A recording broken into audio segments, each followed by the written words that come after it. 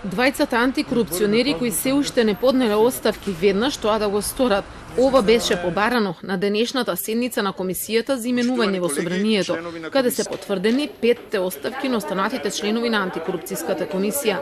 Пратеникот од ДУИ Артан Груби скандалот со корупцијата во редовите на антикорупцијската го натера да ја нарече комисија во одбрана на корупцијата.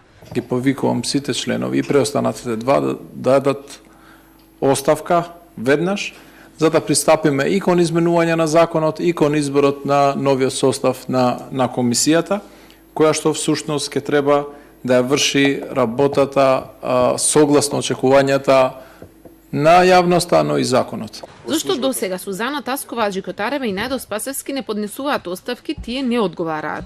За 7 теми на антикорупционери, ревизијата откри дека правеле злоупотреба со патните трошоци и кириите, а дел од нив воопшто не доаѓале на работа. Под притисок на јавноста 5 мина поднесоа оставки, а власта веќе размислува да го промени законот и начинот на кој се бираат членовите на антикорупцијската. Денес ги констатираме оставките на 5 понудени од 5 членови на Државната комисија за спречување на корупцијата, а останатото од пределувањето на новиот мандат, новиот формат на Комисијата за спречување на корупција, убеден сум дека во меѓусебни разговори меѓу сите политички релевантни фактори во државата ќе биде час поскоро решен. Еден антикорупционер може сам да се поднесе оставка или да биде разрешен само ако е осуден на затворска казна или е деловно неспособен.